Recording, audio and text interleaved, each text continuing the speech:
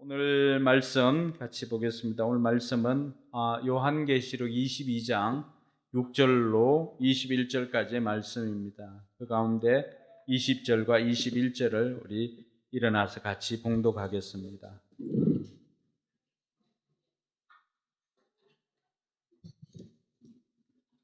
네, 요한계시록 22장 20절과 21절입니다. 같이 읽겠습니다. 이 모든 계시를 정언하시는 분이 이렇게 말씀하셨습니다. 그렇다 내가 곧 가겠다. 아멘. 오십시오. 주 예수님. 주 예수의 은혜가 모든 사람에게 있기를 빕니다. 아멘. 아멘. 네, 5사람씩 서로 축복하도록 하겠습니다. 끝까지 하늘 복 많이 받으시기 바랍니다. 네, 하늘 복 많이 받으시기 바랍니다.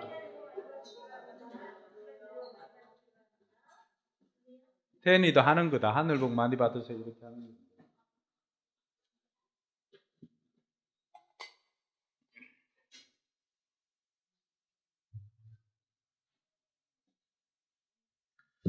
네, 그동안 진행해 왔던 요한계시록 강해가 오늘 31번째 시간으로 이제 요한계시록 강해는 마무리가 됩니다. 그렇다고 해서 앞으로 요한계시록에 대한 설교를 못 듣는가? 그렇지는 않습니다. 하나님께서 그때그때 감동을 주시면은 이렇게 연속적인 강해는 아니라 할지라도 필요한 말씀을 우리가 들을 수 있을 것입니다. 요한계시록 31번째 이렇게 들으면서 오늘 기도하던 유진 자매도 그런 이야기를 해 주었는데 우리에게 한 가지 변화가 있다면은 천국은 너무나 가고 싶은 곳이라고 하는 것입니다. 그동안 우리가 천국에 대한 여러 가지 오해들이 있었습니다. 죽어서만 갈 수 있는 곳, 아니면은 뭐 열두 진주문 금으로 된 곳, 이런 것만 생각을 했습니다. 그렇게 하다 보니까 자칫 이 천국에 대해서 우리가 성경에는 뭐라고 하고 있는지를 놓쳐버리고 막연히 들었던 것, 이런 것들로만 천국에 대한 오해를 하기가 쉬웠다는 것입니다. 가장 어떻게 보면 잘 표현된 것은 천국에 갔을 때, 그곳에서 눈을 떴을 때 우리는 다시 이 땅으로 보낼까 봐 더 걱정을 해야 됩니다. 우리 많은 사람들 중에는 어떻습니까? 천국 한 번만 보고 왔으면 좋겠다. 그리고 이 땅에서 좀 더 살았으면 좋겠다. 이런 생각들이 있잖아요. 그죠?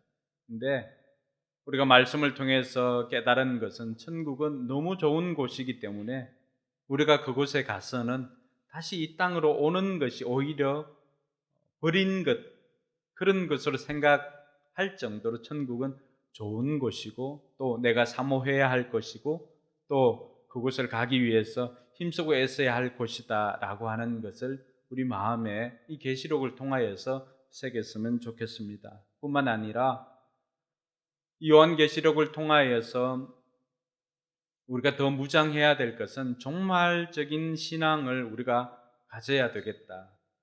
어느 순간부터 이 종말적인 신앙들이 다 사라졌습니다. 옛 믿음의 선배들이 가졌던 것은 그들이 힘들고 어려운 순간, 우리보다도 더한 고난 가운데서도 그들이 신앙을 지킬 수가 있었던 것은 다 종말적인 신앙을 가지고 있었기 때문입니다. 그래서 오늘 저와 여러분들에게도 필요한 것이 이 종말적인 신앙을 우리가 가져야 되겠다라고 하는 것들, 또 주님의 재림을 기다리는 신앙으로 무장해야 되겠다라고 하는 생각을 요한계시록을 마무리하면서 다시 한번 하게 됩니다. 이 요한계시록에서 우리가 붙잡아야 할 것이 무엇일까 보니까 그 신앙을 한 문장으로 잘 요약해 주고 있는 것이 오늘 저와 여러분들이 읽었던 20절 말씀입니다. 이 모든 계시를 정언하시는 분이 이렇게 말씀하셨습니다. 주님께서 이제 말씀하시죠. 그렇다. 내가 곧 가겠다. 예수님께서 우리에게 말씀하십니다. 내가 곧 가겠다. 그럼 우리는 어떻게 화답해야 할까요? 아멘. 오십시오. 주 예수님.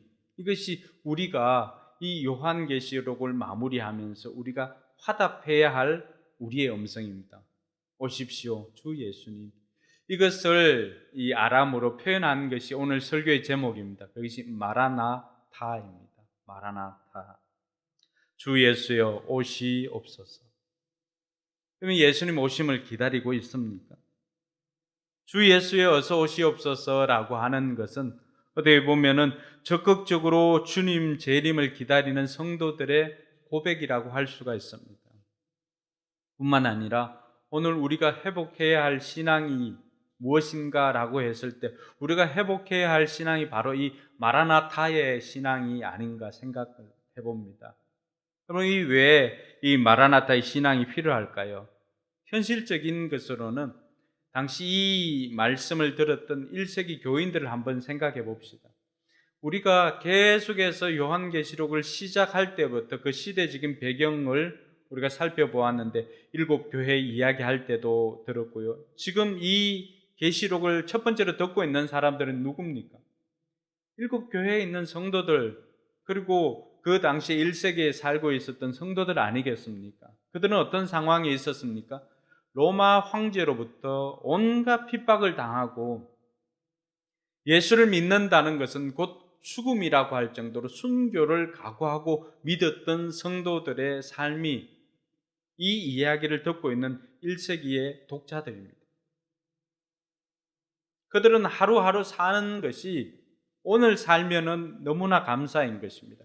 내일 나에게 생명이 주어질 것이라고 아무도 장담할 수가 없었던 것입니다. 왜냐하면은 그 당시 사람들은 황제가 운영하거나 또 황제의 통치 아래에 있었기 때문에 그들이 생명 조합이라고 할 수 있는 길드에 가입하지 않으면은 이들은 경제적인 활동을 할 수가 없습니다. 대부분이 조합을 통하여서 이렇게 운영이 되는데 그 조합에 가입하기 위해서는 반드시 이들이 어떤 고백을 해야 하냐 하면은 황제가 나의 신이십니다 라고 하는 그 고백을 해야 됩니다. 황제가 나의 주인이고 황제가 나의 신입니다 라고 하는 고백을 해야 되는데 당시 예수를 믿는 사람들이 그 고백을 할 수가 있었겠습니까? 그 고백을 하는 것은 배교에 해당하는 것이고 그 고백을 하는 것은 내가 예수 그리스도의 사람인 것을 부인하는 것인데 회색 지대는 없는 것입니다. 흰색 아니면 검은색이에요. 황제 아니면은 예수님이에요. 이 두 개 중에 하나를 택하여야 되는데 수많은 예수 믿는 사람들은 자신의 신앙을 지키기 위해서 예수님께서 나의 주인이시고 예수님께서 나의 하나님이십니다 라고 하는 그 고백을 하는 사람들은 이 길드에 가입할 수가 없었던 것입니다. 그러니까 그들의 삶의 배경은 어떻습니까? 신앙을 지킨다는 것은 곧 죽음과도 다름없는 그런 상황이었습니다. 그런데 여러분 오늘 요한이 자기가 보았던 환상이나 이런 것들을 마무리하면서 뭘 이야기를 합니까? 예수님께서 해주신 약속을 한 번 더 해주십니다. 그래, 내가 곧 가겠다. 이렇게 하니까 그 당시 이 이야기를 듣고 있었던 성도들은 어떤 반응을 보이겠습니까? 예, 예수님, 빨리 오십시오. 어서 오십시오. 제가 기다리겠습니다. 라고 하는 이 마라나타의 고백을 하지 않았겠습니까? 오늘날 이 마라나타의 고백이 1세기 성도들 뿐만이 아니라 우리에게도 필요한 이유가 있습니다. 어느 순간인가 마라나타의 신앙이 사라졌습니다. 왜 그랬을까요? 그것은 교회 안에도 풍요로움이 들어온 이후부터는 이 마라나타의 신앙이 사라졌습니다. 여러분, 사단이 교묘하게 우리에게 흘려준 것이 이 물질적인 풍요를 누리면서 이 마라나타의 신앙이 사라지게 만들었습니다. 차츰 고난이 사라지고요. 또 예수 믿는다는 것이 굉장한 부를 보장하는 것처럼 현 시대로 오면서 성도들은 많은 부를 누리고 있습니다. 물론 작게는 힘든 고통을 경험을 하고 있지만 이런 풍요를 누리면서 이 땅에 있는 많은 것들을 혜택을 보면서 점차 우리에게는 예수님 오실까 봐 두려워하는 신앙으로 바뀌었습니다. 그렇지 않습니까? 예수님 어서 오십시오라고 고대하던 1세기 성도들과는 다르게 우리는 예수님이 빨리 올까봐 두려워하며 살고 있는 것이 현재 우리의 모습 아닙니까? 이 종말 신앙이나 재림 신앙이 사라졌습니다. 그렇게 하다 보니까 이대로 조금만 더 천국에 대한 기대가 사라졌습니다. 이 땅에서 천국을 누렸으면 좋겠습니다. 천국이 아니라 할지라도 내가 죽어서 가는 그곳은 모르겠고 이 땅에서만큼은 내가 모든 것들을 누리며 살고 싶다라고 하는 것이 사탄이 우리에게 교묘하게 심어준 그 물질적인 그런 계략입니다. 그래서 여러분, 수많은 사람들이 우리가 지난 시간에 살펴본 것처럼 거룩한 성 예루살렘에 사는 사람들의 가치관과 큰 성 바벨론에 사는 사람들의 가치관이 다르다는 것을 알았습니다. 그래서 큰 성 바벨론에 사는 사람들은 곧 죽어도 큰 차, 좋은 집, 맛있는 거, 화려한 거 이런 거 추구하며 살아갑니다. 그런데 그 큰 성 바벨론에 사는 사람들의 최후는 어떤 것이었습니까? 멸망이에요, 멸망. 이 마라나타의 신앙을 가지고 있으면 우리의 인생이 끝이 있다라고 하는 것을 알기 때문에 지금 우리의 삶을 다시금 돌아볼 수가 있는 것입니다. 지금 우리가 구름 사진이나 이런 것들을 보면은 너무 좋다, 아름답다 이렇게 하지만 옛날 우리 믿음의 선배들은 어땠을까요? 이상한 구름만 봐도 주님 오실까? 그 주님 고대가가 있지 않습니까? 낮에나 밤에나 눈물 머금고 내 주님 오시기만 기다립니다. 그 서쪽 하늘에 붉은 노을이 이렇게만 져도 혹시나 주님 오실까? 우리는 어떻습니까? 혹시나 인스타에 놓칠까? 5분만 일찍 와서도 멋진 샷을, 그렇지 않습니까? 이것이 차이입니다. 어느 순간인가 우리 마음속에 이상한 구름만 봐도, 이상한 구름 속에 빛만 이렇게 있어도 혹시 저곳에 주님이 임하셔서 나는 못 가고 저기만 간 것은 아닌가?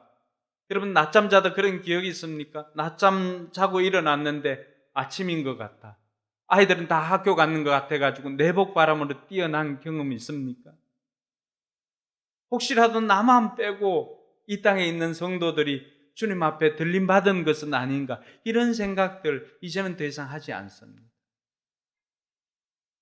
이상한 구름을 보면 찍어가지고 SNS에 올려야지 하는 그 생각뿐이지 혹시라도 주님 오실 때가 된 것은 아닌가. 이 마라나타의 신앙이 언제부턴가 우리에게 사라졌습니다. 그렇게 하다 보니까 우리 성도들도 주님이 이 땅에 오시는 것을, 주님이 이 땅에 다시 오시는 것을, 빨리 오시는 것을 기다리지 않습니다. 왜냐하면 이 땅에서 해야 할 것 너무나 많이 아직도 남아있다고 생각하기 때문에 이 땅을 떠나기가 싫은 거예요. 저 천국이 얼마나 좋은지를 모르고 이 땅에서 누리는 것이 가장 좋은 것인 줄 알고 더 누리지 못함에 아쉬워하고, 아직도 하고 싶은 것들이 너무나 많이 남아있는데 해야 할 것들은 돌아보지 않고, 해야 할 일들은 돌아보지 않고, 하고 싶은 것만 찾아서 하다 보니까 정작 해야 할 일을 놓쳐버리니까 마라나타의 신앙을 놓쳐버리는 것입니다. 이것이 오늘 1세기 성도들 뿐만이 아니라 이 시대를 살아가고 있는 우리에게도 이 마라나타의 신앙이 필요한 이유라고 할 수가 있습니다. 오늘 이 이야기를 들려주는 요한이 본 것이 무엇입니까? 8절에 보면 그런 말을 합니다. 이 모든 것을 듣고 본 사람은 나 요한입니다. 내가 이 모든 것을 듣고 볼 때 이것들을 내게 보여준 그 천사의 발 앞에 엎드려 경배하려고 하였습니다.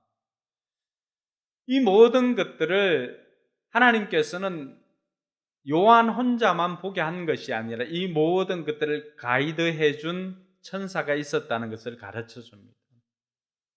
여러분, 우리가 모르는 곳에 가보면은 어떻습니까? 우리끼리 찾아가다 보면은 동쪽에 갔다가 서쪽에 갔다가 뭐 좋다는 것만 이렇게 찾아다니 제대로 갈 수가 없습니다. 근데 현지 가이드나 뛰어난 가이드가 있으면 어떻습니까? 우리를 그 이전엔 경험해 보지 못했던 그곳으로 우리를 데리고 가는데, 데리고 가는 곳마다 환상적입니다. 요한이 바로 그걸 본 거죠. 요한이 그동안 보았던 환상이 무엇입니까? 7 교회의 환상을 보았습니다. 또 7 인을 보았습니다. 7 나팔을 보았습니다. 7 대접의 재앙들을 보았습니다. 그리고 그리스도를 대적하는 그러한 바다에서 올라온 짐승과 이 짐승 삼총사를 보았습니다. 그리고 그들의 멸망한 것을 보았지요. 흰 보좌에 앉아서 심판하시는 백보자 심판도 보았습니다. 새 하늘과 새 땅을 보고 새 예루살렘 성을 보았습니다. 이 모든 환상을 보았던 요한이 그것을 보여준 이 천사에게 절을 하려고 하니까 천사가 그러지 말라고 합니다. 경배는 누구에게만 하라고 했습니까? 하나님에게만 하라고 했습니다. 왜냐하면 나도 너희와 똑같은 하나님의 종이라고 하는 것입니다. 이런 천사는 하나님께서 우리를 보좌하라고 보낸 이 하나님의 종인 것을 우리가 이 말씀이 아니면 어떻게 알 수가 있겠습니까?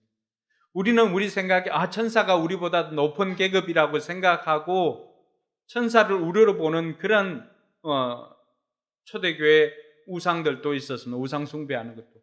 근데 오늘 이 말씀을 통해 보니까 하나님께서 요한을 잘 보필하라고 붙여준 게 뭐라고요? 천사라고 하는 것입니다.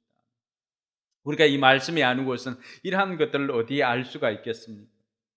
이 모든 환상을 보고 우리가 경배해야 할 대상은 바로 하나님이심을 다시 한번 깨닫게 됩니다. 사랑하는 성도 여러분, 저와 여러분들이 이 말씀을 통해서 다시 한번 붙잡아야 할 것이 천사를 통해서 우리가 하나님의 음성으로 들을 수 있기를 바랍니다. 그것은 우리가 이 땅에서 경배해야 할 대상은 그 어느 누구도 아니고 이 우주 만물을 만드시고 하나님의 섭리로 이 모든 것들을 운행하시는 오직 한 분 하나님께만 경배드리는 저와 여러분들이 되기를 주님의 이름으로 축원합니다. 요한이 그것을 보고는 오늘 예수님께서 우리에게 하신 약속을 다시 한번 상기시켜 줍니다. 7절에 보니까 뭐라고 되어 있습니까? 7절에 보면은 보아라 내가 곧 오겠다 하신 주님의 말씀을 기록하여라. 이 책에 기록된 예언의 말씀을 지키는 사람들은 복이 있다. 그러면 12절 한번 볼까요? 12절 보아라 내가 곧 가겠다. 나는 각 사람에게 그 행위대로 갚아주라고 상을 가지고 간다. 예수님께서 우리에게 하신 말씀은 무엇입니까? 내가 가겠다는 것입니다. 천사가 봐라 내가 오겠다고 약속하신 주님께서 이제 오실 것이다. 이것을 기록하라고 했습니다.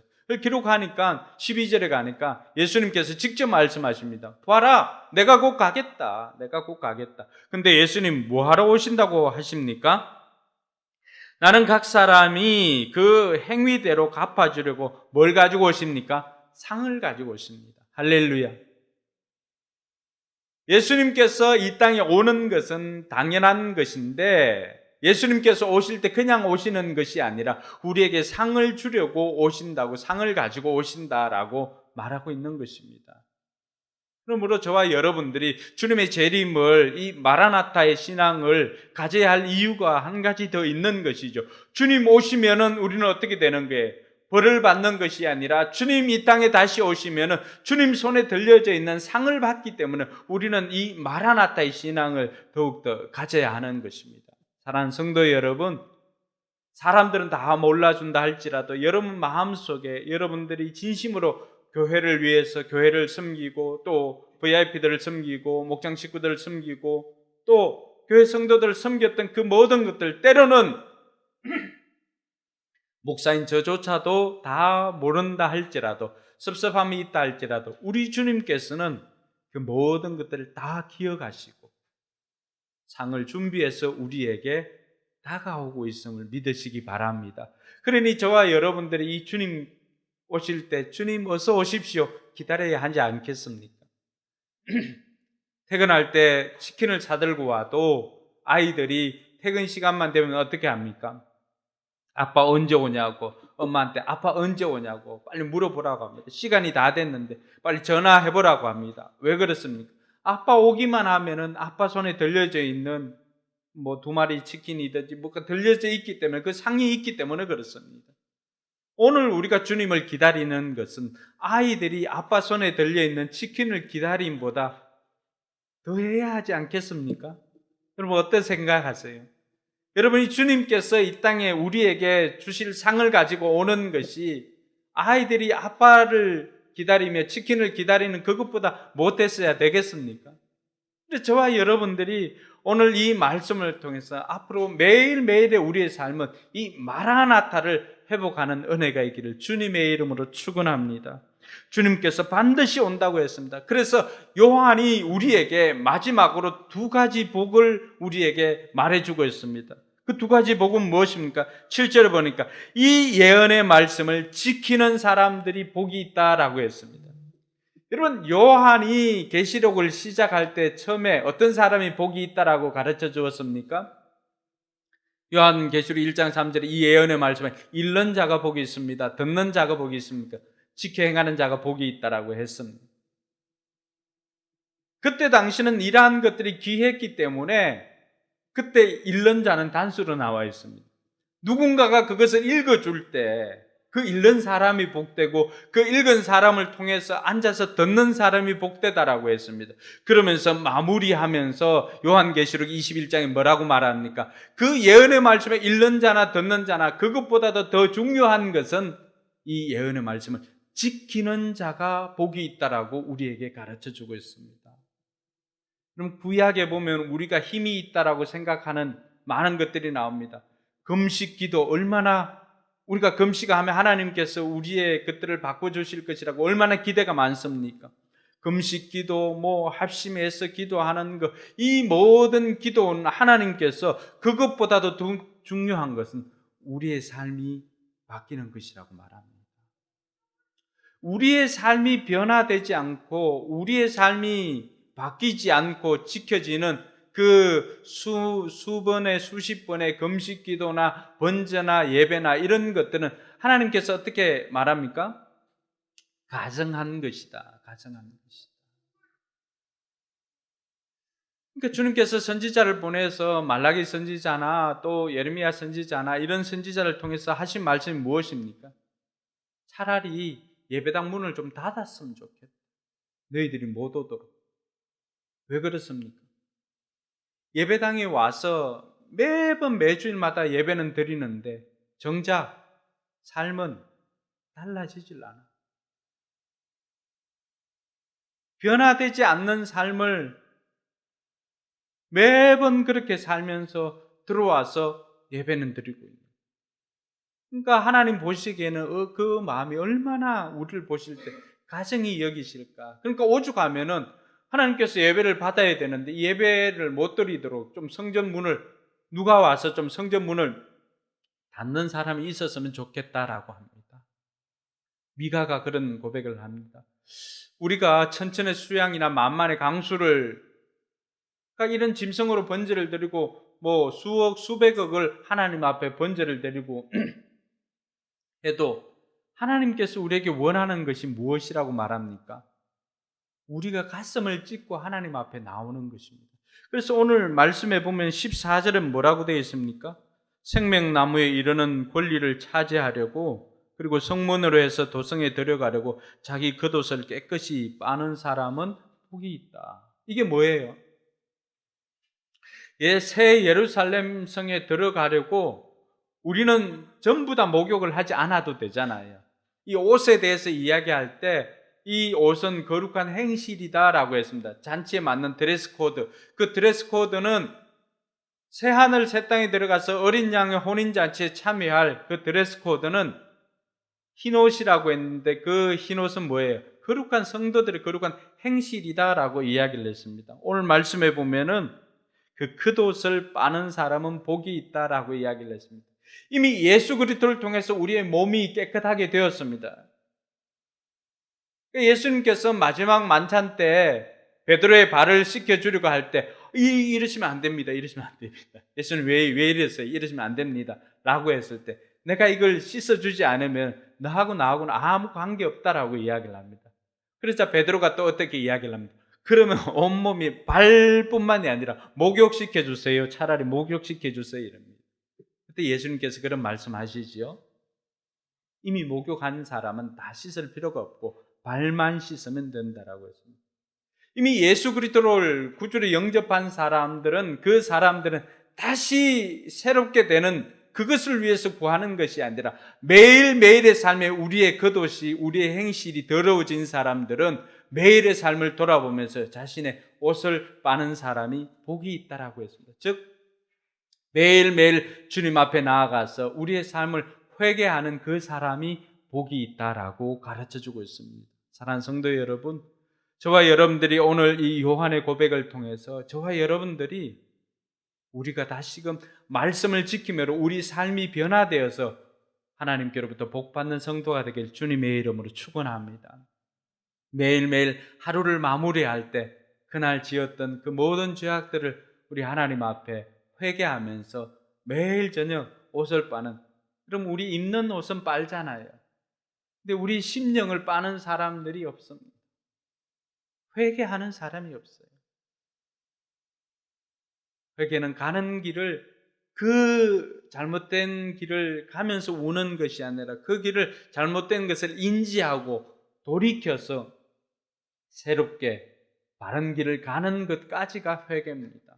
후회하는 다른 것입니다. 그래서 매일매일 저와 여러분들이 우리의 삶의 좌표를 확인하고 주님께로부터 얼마나 멀어졌는가를 확인하고 다시금 내비게이션을 우리가 새로 세팅하는 은혜가 바로 회개인 줄 믿고 매일매일 새롭게 회개를 통해서 세팅하는 저와 여러분들이 되길 주님의 이름으로 축원합니다. 그렇게 해도 주님께서는 이 마지막 가르쳐줬던, 주님께서 다시 오시마라고 했던 이것은 붙이지 말고 열어두라고 했습니다. 임봉하지 말라라고 했습니다. 그 이유는 뭘까요? 이때까지 수많은 선지자를 통해서 주님 다시 오실 것입니다. 또 세상은 멸망합니다. 사단은 큰 성 바벨론은 멸망합니다. 가르쳐 주었지만 의로운 사람들은 의로운 행동을 계속하고 악한 사람들은 악한 행동을 계속했다라고 합니다. 그러니까 이제는 더 이상 기회가 없는 거예요. 시간이 촉박하다는 거예요. 누구라도 저 이야기를 이 열린 책을 통하여서 보고는 돌이켜라라고 하는 것이 요한을 통해서 천사가 주는 메시지였습니다. 그런데 오늘 드디어 마지막 위대한 초대가 성경에 나와 있습니다. 17절 말씀입니다. 우리 17절 같이 한번 읽어볼까요? 성령과 신부가 말씀하시기를 오라 하시는도다. 듣는 자도 오라 할 것이요 목마른 자도 올 것이요 또 원하는 자는 값없이 생명수를 받으라 하시더라. 여러분, 성령과 신부, 성령 하나님과 또 신부 되시는 교회가 이야기를 합니다. 성령과 신부가 오십시오 하고 말씀하십니다. 이 말을 듣는 사람도 또한 어떻게 하라고 했습니까? 오십시오. 성령님께서 마지막으로 우리에게 보면은, 이제 박정훈 마지막이다. 엄마가 깨우는 것도 마지막이다. 유나도 깨워라. 마지막이다. 마지막. 유나, 깨야지. 자, 마지막입니다. 눈을 뜨세요. 마지막. 이때 놓치면 안 돼요. 배 끊깁니다. 자, 마지막입니다. 성령과 신부가 요한계시록을 마무리하면서 성령과 신부가 오십시오 말씀하십니다. 그러면은 이 오십시오 하는 이야기를 들었던 저와 여러분들은 또 어떻게 해야 된다고 말합니까? 우리 또한 오십시오라고 하면서 사람들을 초청하라고 이야기를 하고 있습니다. 성령님과 신부가 우리를 초청했다라고 한다면 우리는 그 초청을 듣고 우리 또한 어떻게 하라고요? 오십시오라고 외쳐야 한다라고 말하고 있습니다. 목이 마른 사람들, 이 땅에 살면서 여러 가지 이유로 갈증을 느끼는 사람들이 얼마나 많겠습니까? 그 갈증을 느끼는 것들을 해결하기 위해서 세상 백방으로 뛰어다녀도 세상에서 우리에게 이 가란 목을 축일 수 있는 생명수를 주는 곳은 없습니다. 만약 그것이 있었다면 수가성 여인이 그 정오 떼약볕에 그 물을 마시려고 우물에 나오지 않았을 것입니다. 이미 그 여인은 육신으로 가란 것이 아니라 그 가란 것을 채울 수가 없어가지고 자신의 남편만 다스리라고 했습니다.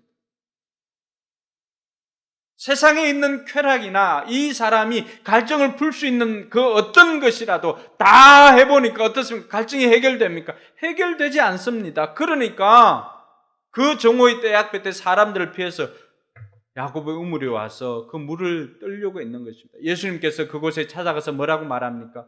내가 누군지 알면 너 이렇게 살지 않았을 거다. 내가 주는 물은 영원히 마르지 않는 생명수라고 가르쳐 주고 있습니다.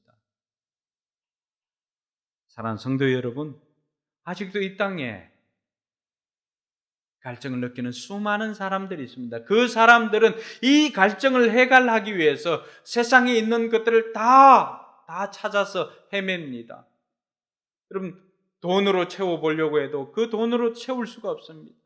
일확천금을 노리고 도박이나 아니면 다른 것들로 채우려고 해도 채울 수가 없으니까 점점 늪에 빠지듯이 빠져들고 있습니다. 약물도 마찬가지고요. 오늘 그러한 것들로는 더 이상 우리의 이 갈증을 채울 수가 없습니다. 그런데 그 갈증을 채울 수 있는 생명수가 어디에 있는 것입니까?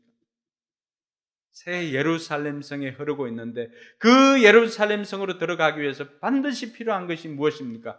주 예수 그리스도를 나의 주인으로 고백하는 사람들만이 들어갈 수가 있다는 것을 우리가 외쳐야 한다라고 하는 것입니다. 오늘도 여전히 우리가 외쳐야 하는 것은 목이 마른 사람들 오십시오. 생명의 물을 원하는 사람은 오십시오. 세상에서는 그것을 위해서 수많은 것들을 희생하고 대가를 지불해야 되지만 우리는 그저 와서 그저 받으라고 말합니다. 왜 그런가요? 이미 예수님께서 테텔레스타이 값을 다 지불했기 때문입니다. 사랑하는 성도 여러분, 그러므로 저와 여러분들이 이제 이 요한계시록을 끝내는 이 마지막 위대한 초청에 저와 여러분들이 응해서 여기 있지 않습니까? 이제는 우리도 마지막으로 이 땅에 있는 가난 사람들을 초청하는 저와 여러분들이 될 수 있기를 주님의 이름으로 축원합니다.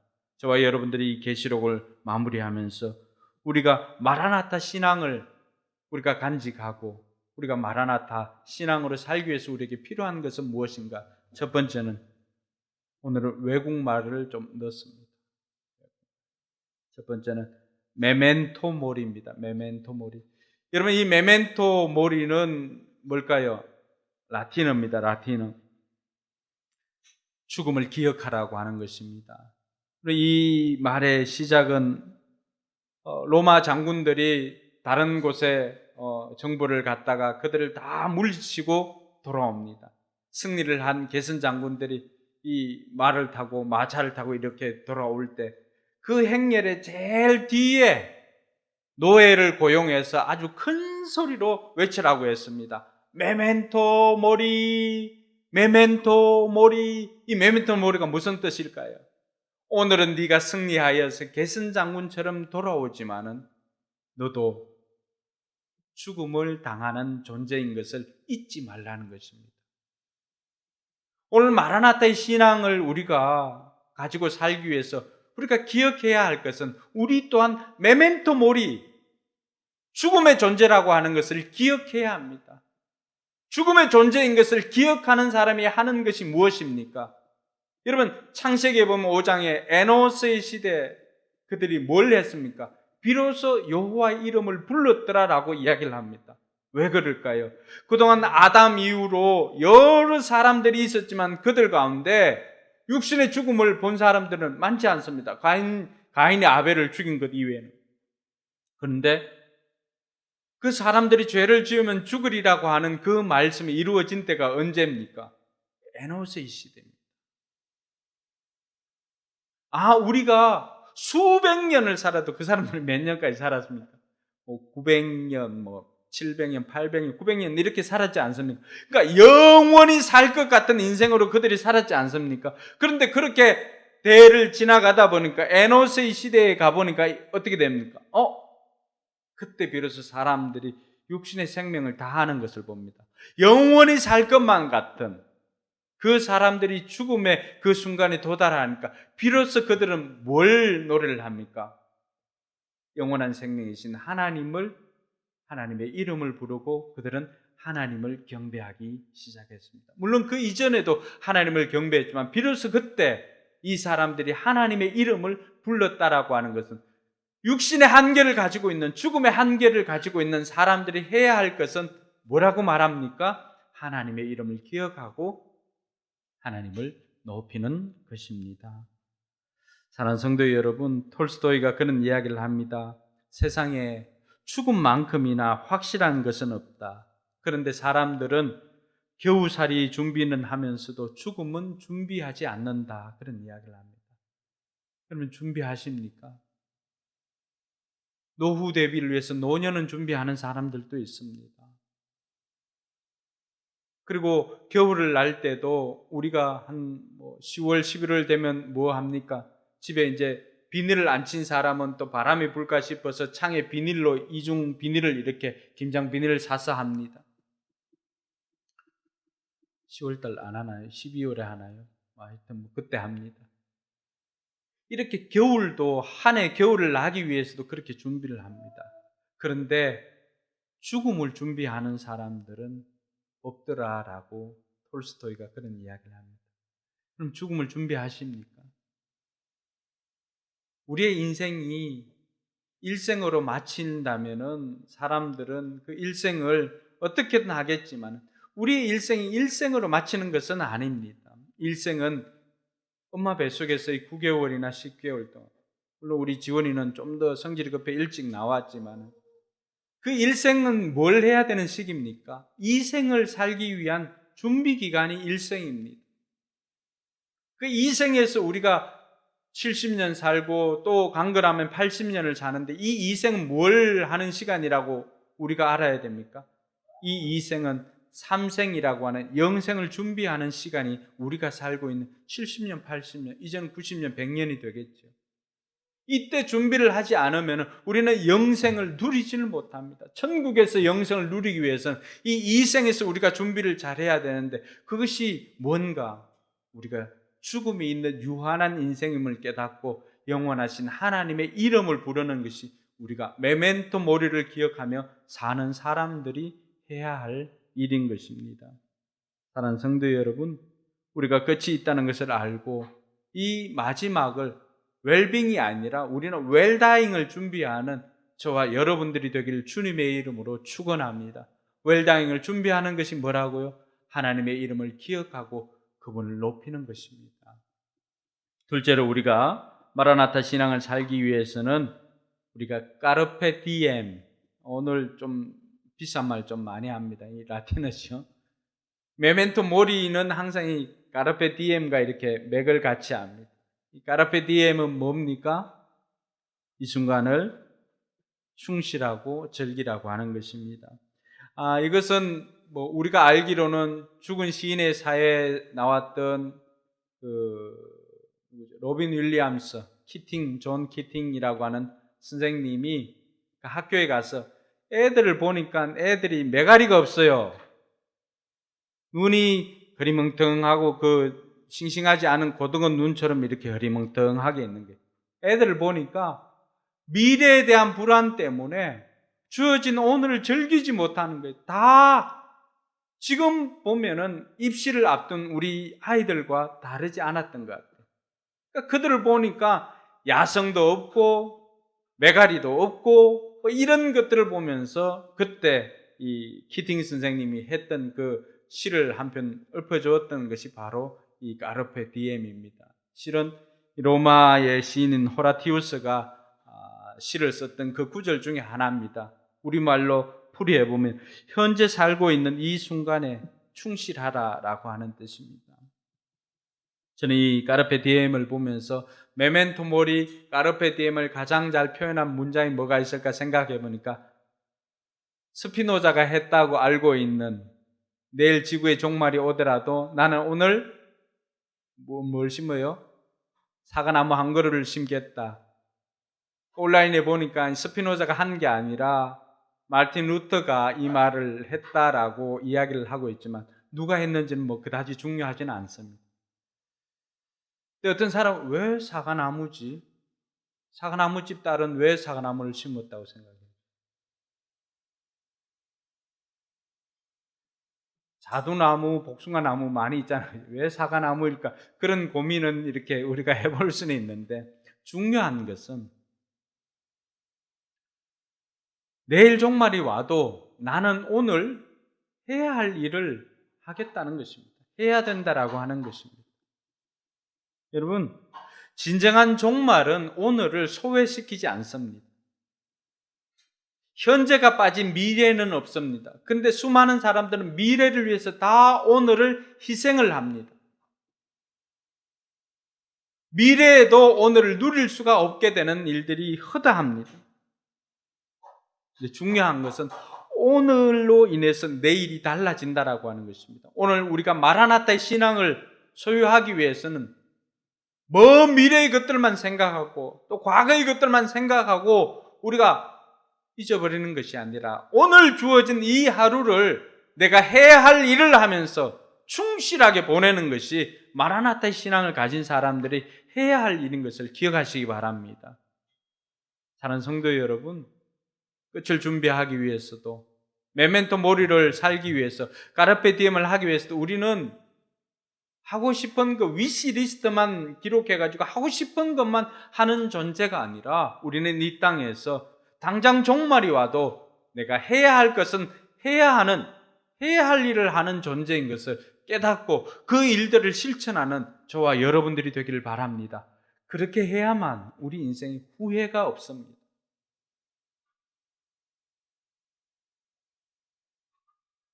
그래서 저와 여러분들이 마라나타를 통해서 오늘을 새롭게 살 수 있는 저와 여러분들이 되기를 주님의 이름으로 축원합니다. 이제 마지막으로 여러분 요한계시록 하면 이렇게 마라나타로 끝낼 가능성이 너무나 많이 있습니다. 주 예수여 오시옵소서. 근데 요한이 이 성경을 기록하면서 마지막으로 기록한 문장이 무엇입니까? 21절이죠. 주 예수의 은혜가 모든 사람에게 있기를 빕니다.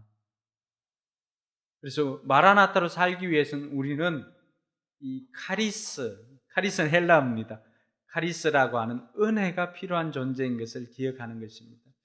여러분, 많은 학자들이 각 그 불교가 또 유교가 아니면 다른 것을 특징하는 그 단어를 이렇게 찾다 보니까 기독교는 뭘까 생각해 보니까 어떤 사람은 사랑이라고 생각하는 사람도 많이 있습니다. 근데 사랑은 일반적으로도 보편화된 사랑도 많이 있습니다. 다른 것은 잘 없는 우리들만의 큰 특징은 바로 은혜입니다. 은혜. 기독교의 대표적인 특징이 바로 은혜라고 하는 것입니다. 그래서 이 놀라우신 하나님의 은혜를 썼던 그 필립 이안 씨가 이 은혜에 대해서 두 가지를 이야기를 합니다. 하나님의 사랑을 더 받기 위해 할 수 있는 일이 아무것도 없다는 것이 바로 은혜다 이야기를 합니다. 하나님의 사랑을 더 받기 위해서 할 수 있는 것이 아무것도 없다. 또 하나는 무한하신 하나님이 사랑하실 수 있는 최대치만큼 이미 하나님이 우리를 사랑하고 계신다. 하나님이 우리를 사랑할 수 있는 그 무한하신 하나님의 사랑, 그 최대치만큼 우리는 이미 사랑을 받고 있다라고 하는 것입니다. 그것이 우리에게는 은혜다라고 이야기를 해주고 있습니다. 그래서 이 은혜는 그리스도 때문에 오직 믿는 자에게만 주어지는 순수한 선물이 은혜다라고 하는 것을 말해주고 있습니다. 저도 목회를 하면서 아니면은 저도 신앙생활을 하면서 하나를 좀 잡으라고 한다면 저도 포기하지 않고 잡는 것이 바로 은혜입니다. 2011년 7월 2일 날 우리가 설립 예배를 드릴 때 노회에서 여러 목사님들이 와서 이렇게 축하를 해주고 해줬습니다. 그때 제가 섬겼던 한성교에서 도은옥 목사님 오셔가지고 축사를 이렇게 해주었습니다. 그리고 이제 끝나고 난 다음에 제가 나가서 이제 답사를 할 차례가 되었습니다. 그때 제가 했던 이야기가 바로 그것입니다. 도 목사님 사역하시는 그 한성교회, 지금도 그 남부순환도로 이렇게 가다 보면은 오른쪽에 안도 다다오처럼 시멘트 콘크리트로 이렇게 해가지고 노란색 건물로 해놓은 곳이 있습니다. 진짜 예쁩니다. 수백억이 들었던 곳이죠. 근데 저는 그러한 큰 건물도 부럽지 않습니다. 그 안에 있는 수많은 성도들도 부럽지 않습니다. 목사님 타고 다닌 차나 또 받게 되는 사례나 이런 것들도 부럽지 않습니다. 제가 한 가지 부러운 것이 있습니다. 그것은 바로 목사님 목회에 임하는 은혜다라고 고백했습니다. 목사님 목회를 이렇게 보면요, 목사님 어머님이 기도를 했든지 아니면 목사님이 철야도 하시고 새벽마다 그렇게 기도하면서 누군가의 기도인지는 모르지만 누군가가 하나님 앞에 쌓았던 것인지는 모르지만 그 목회에 은혜가 임하는 것을 보았습니다. 제가 제일 부러워했고 앞으로도 얻고 싶었던 것은 바로 그 목회에 임하는 은혜였습니다. 사랑하는 성도 여러분, 요한계시록 이 창세기부터 시작해서 요한계시록 이 성경을 마무리하면서 마지막으로 여러분 같은 무엇을 기록하겠습니까? 마지막으로 제일 중요한 것이 무엇인가 이렇게 생각해보고 우리 성도들이 앞으로 살아갈 때 제일 필요한 것이 무엇인가 생각해보면 하나님의 은혜가 아닌가 생각해봅니다. 그래서 요한은 이 성경을 마치면서 바로 하나님의 은혜가 있기를 구했습니다. 저도 남은 생에 구하는 것이 하나님의 은혜입니다. 카리스입니다. 여러분들에게도 임하는 것이 하나님의 그 풍성한 카리스, 은혜가 임할 수 있기를 바랍니다. 내게 은혜가 있는 사람이 다른 사람을 볼 때 은혜스럽게 볼 수가 있습니다. 여러분 볼 때 싫어하는 것만 하는 사람들이 있죠. 그것은 그 사람이 싫은 것이 아니라 그 사람을 통해서 내 모습이 보이기 때문에 내가 은혜 받은 인생인 것을 잊어버리고 은혜로부터 멀어졌기 때문에 그 사람의 모습에서 내 모습이 투영되니까 그게 싫은 거예요. 다른 사람이 싫게 보일 때는 내가 은혜에서 멀어졌구나라고 은혜의 좌표를 생각하시면 됩니다. 그래서 다시금 나는 하나님의 은혜를 입은 자이지라고 생각하고 다시금 그 은혜로 돌아온다면 그 인생도 처근히 여겨지고 그 인생도 은혜스럽게 볼 수가 있습니다. 저와 여러분들이 우리 포커스교회 모든 성도들이 앞으로 마라나타의 신앙으로 살아갈 것인데 그 마라나타의 신앙의 끝은 바로 뭐라고요? 카리스, 은혜입니다. 그래서 저와 여러분들이 앞으로 이 은혜를 사모하며 살아갈 수 있기를 주님의 이름으로 축원합니다.